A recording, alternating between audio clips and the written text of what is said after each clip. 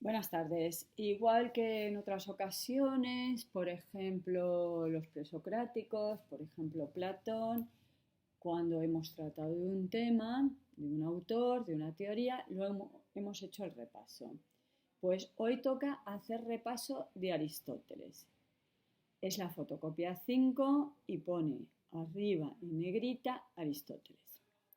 Es para que veáis que lo tenéis resumido. Es un resumen, no es todo, los apuntes completos los tenéis en el Classroom, ¿vale? Pero aquí, si eso os parece excesivo, lo tenéis resumido. Empezamos. Aristóteles nace en el 384, muere en el 322, fue discípulo de Platón. Ya sabemos que Platón fue discípulo de Sócrates y Aristóteles fue discípulo de Platón. Y ahí se acaba porque Aristóteles es el último filósofo clásico. Pero se separó de su maestro creando su propia filosofía. Ya sabemos que Platón va a fundar una escuela que es la academia y en cambio Aristóteles, como no le gusta la deriva que tiene la academia, fundará el liceo. El aristotelismo, el primer sistema filosófico propiamente dicho que aparece en Occidente, es junto al platonismo uno de las dos grandes tradiciones filosóficas occidentales. A ver, aparece la palabra sistema entrecomillado. Es un sistema, pero no es del todo un sistema. ¿Qué es un sistema? A partir del helenismo sí que habrá verdaderos sistemas.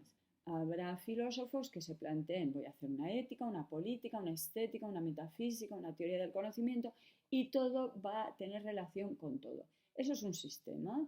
Por ejemplo, tenemos un sistema eléctrico, distintas piezas, pero distintas piezas que se relacionan. En el caso de Aristóteles, él no pretendió hacer un sistema. Va a ser un señor que se llama Andrónico de Rodas, que siglos después, ordenando sus escritos, va a hacer tratados y esos tratados abarcarán todo el saber de la época. Entonces tenemos una verdadera recopilación de todo el saber que había. Porque esa era una de las costumbres de Aristóteles. Antes de tratar un tema, ética, política, metafísica, antes de eso recolectaba todas las teorías que se discutían en la época. Así que si alguien quiere ver cómo estaban los conocimientos de biología, por ejemplo, en la antigüedad, el corpus aristotélico es una forma de descubrirlo. Si Platón tuvo gran interés por las matemáticas, Aristóteles se interesó por los seres vivos, llegando a ser un extraordinario naturalista. Sus observaciones sobre la clasificación de los animales, su anatomía y su modo de reproducción son muy notables. Normalmente se dice que Aristóteles es el padre de la biología. Y ya os conté, anécdota, el padre de Aristóteles era médico, era el médico del rey de Macedonia. Entonces, de ahí quizá le vino el interés por los seres vivos. En cambio, Platón y su escuela vimos que van a coger las matemáticas de modelo. Vamos a tener, por lo tanto, dos formas de hacer ciencia. El que se dedica a hacer observaciones de la naturaleza, Aristóteles, y el que tiene un pensamiento abstracto al margen de la experiencia, Platón. Pero cuidado, las matemáticas son una ciencia igual que la biología. Nunca nadie ha dudado que las matemáticas sean una ciencia. Entonces ya vemos dos formas de hacer ciencia. Quizá por eso la filosofía de Platón mira más a las esencias eternas y permanentes y la de Aristóteles contemple más el mundo real de lo múltiple y lo corpóreo. Os enseñé el cuadro de Rafael, el cuadro que está en el Vaticano, en las estancias del Papa. Y ahí Rafael va a pintar a Platón con un dedito señalando arriba y a Aristóteles señalando abajo. Os dije, esta puede ser una imagen para distinguir la filosofía de Platón de Aristóteles. Platón, las ideas, es lo que os gusta tanto, el mundo de las ideas, y Aristóteles no está diciendo, no existen las ideas, está diciendo, existen las ideas, pero en este mundo, están aquí. Ya sabemos que son las especies, que durante siglos y siglos, hasta que venga Darwin y haya una verdadera revolución en el campo de la biología, se pensará que las especies son eternas. La concepción aristotélica del universo tendrá vigencia hasta la revolución copernicana. Un sistema geocéntrico, cuerpos celestes de composición cuasi divina, perfectos, esféricos, incorruptibles y animados. La materia de que están compuestos es el éter, que están fijos en esferas giratorias, y el recurso al concepto de finalidad para explicar todo en movimiento. Aristóteles no solo es el padre de la biología, también su cosmología es su teoría acerca del cosmos es sinónimo de universo, su teoría acerca del universo va a ser muy importante. Va a ser muy importante hasta la publicación de la obra de Copérnico, y la obra de Copérnico se publica en 1543, es decir, en el siglo XVI. Y además tardará bastante en ser aceptada esta teoría. Ya trataremos de ello, es justamente uno de los temas del programa de primero de bachillerato. Y esta concepción de Aristóteles, que va a tener tanta influencia en la historia de Occidente, ya digo, hasta el siglo XVI, y como tardará, pues realmente hasta el siglo XVII, considera primero que la Tierra está en el centro. ¿Cómo se dice la Tierra está en el centro de una forma fina en un examen? Que es un sistema geocéntrico. Geocéntrico, que la Tierra está en el centro. A su alrededor giran los planetas y las estrellas. Los planetas, las estrellas, el Sol, la Luna. Todo como veis, en esferas que son incorruptibles, que son perfectas, que son cuasi divinas, que están compuestas de éter, el quinto elemento. Ya hemos hablado del éter, ¿no? Bien, si Platón tenía su mundo de las ideas, su mundo de las cosas, pues ahora nos encontramos que Aristóteles tiene su mundo perfecto, que son los astros, las estrellas, la luna, el sol, y nuestro mundo, que es el mundo de la corrupción, del cambio, donde se dan los cuatro elementos: tierra, agua, aire y fuego. ¿De acuerdo? Y en cambio, los cielos son maravillosos, son perfectos, son eternos. El círculo, ya lo vimos en Parménides, es la figura perfecta, y además ni siquiera están compuestos como las cosas de este mundo, sino de ese quinto elemento que justamente es diferente. Y esto será la concepción durante siglos. ¿Y qué quiere decir la última parte de esta frase? La aportación de... Perdón, me he saltado de parrafito. Y el recurso al concepto de finalidad para explicar todo en movimiento. Bueno, como ya veremos cuando veamos el tema de la cosmología, Aristóteles se preguntará cuál es el fin. Bueno, esa también es una diferencia entre la ciencia antigua y la ciencia moderna. Plantearse el para qué, ¿no? Y Aristóteles se planteará cuál es el fin del cosmos, de la naturaleza.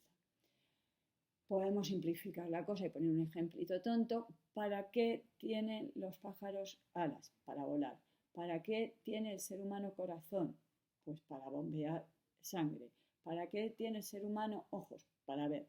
Ese tipo de planteamientos era el planteamiento típico de Aristóteles, que se va a abandonar en la filosofía moderna. La explicación del movimiento a partir de los conceptos de potencia y acto y la doctrina de las cuatro causas. Toda sustancia se explica por su causa material, materialidad, formal, su forma o esencia, eficiente, lo que la ha producido, y final o fin, constituyen aportaciones definitivas al vocabulario filosófico. Ya vimos cuando tratamos a Parménides que los griegos tenían un serio problema filosófico, y era no ser capaces de explicar el movimiento. Que no quiere decir que no existiera, obviamente para ellos existía.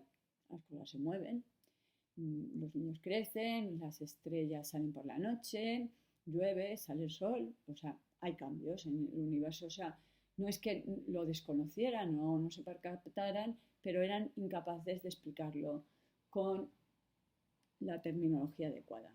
¿Quién va a acuñar la terminología adecuada? Va a ser Aristóteles. ¿Y cuáles van a ser? Pues por aquí tenéis dos ejemplos. El concepto de potencia y acto y las cuatro causas. Potencia. ¿Qué es la potencia? Bueno, Aristóteles dirá que entre el ser y no ser está el puede ser. Por ejemplo, una simiente puede ser un árbol. No es un árbol, pero puede ser. Mientras que una piedra nunca será un árbol. Entonces, tenemos que la simiente en potencia es un árbol. A ver, en potencia, porque si no la riego, no le da el sol, no tiene la tierra los nutrientes, nunca llegará a ser un árbol. Eso sería la diferencia entre la potencia y el acto. Y luego están las cuatro causas. Para Aristóteles habría cuatro causas. La causa material sería ¿de qué materia? Supongamos que yo como científico estudio una mesa. ¿De qué está compuesta la mesa? De madera. Estoy simplificando. No me voy a complicar la vida para el ejemplito. La mesa está hecha de madera. Esa sería la causa material. El científico tendría que explicarme de qué materia está hecho. Segundo, la causa formal. Cuidado, la causa formal no es la silueta, un tablón y cuatro patitas, no, es la definición. Sería lo que pone el diccionario. Me voy al diccionario y miro a ver cuál es la definición de mesa. La causa eficiente. ¿Quién o qué ha producido lo que estoy observando? Pues ¿quién o qué? Para simplificar, el carpintero. El carpintero ha hecho esa mesa. ¿Y el para qué? La causa final. ¿Cuál sería el para qué? El para qué para Aristóteles sería de una mesa, pues para que mis alumnos puedan coger apuntes en mis clases. ¿Vale? Esa sería la causa material, formal, eficiente y final. Cuidado porque hoy en día no hablamos de cuatro causas.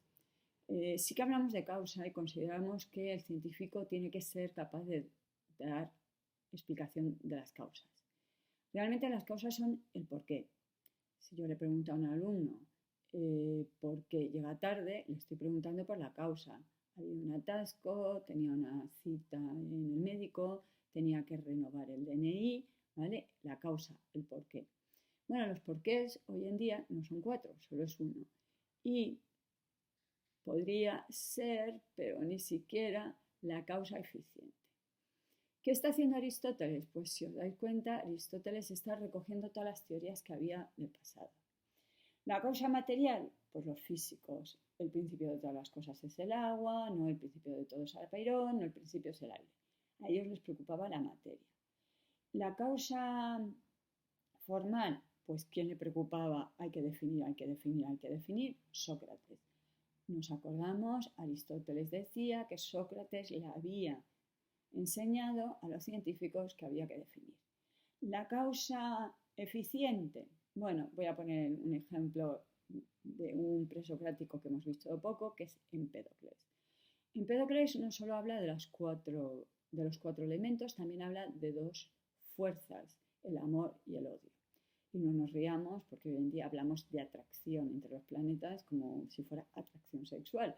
Pues hay dos fuerzas, una el amor que une y otra que repele, que sería justamente el odio. ¿Vale? Es una forma metafórica de hablar de una fuerza que une y una que separa.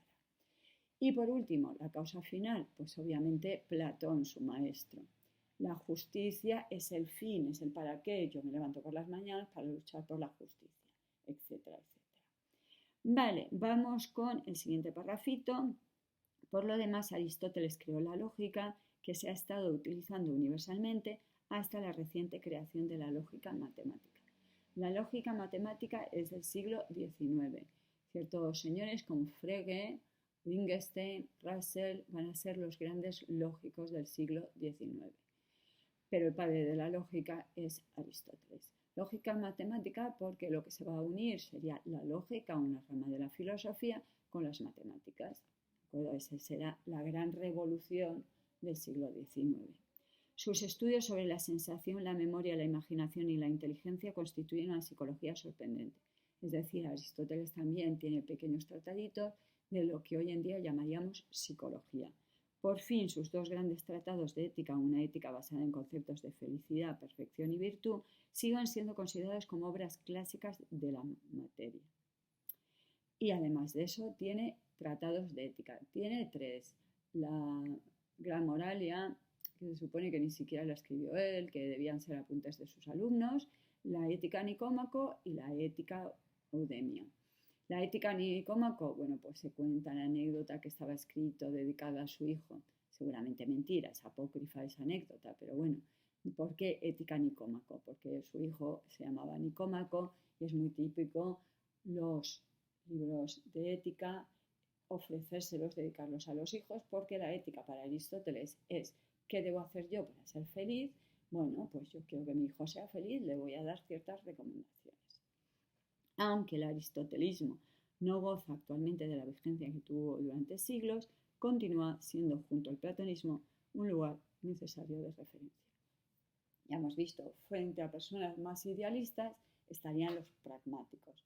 Frente a aquellos que se decantan por las matemáticas estarían las ciencias empíricas.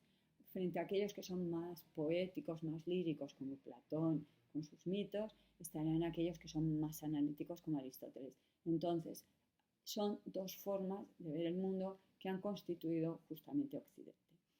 Tenéis un texto un poquito largo que no voy a leer y tenéis que hacer un ejercicio.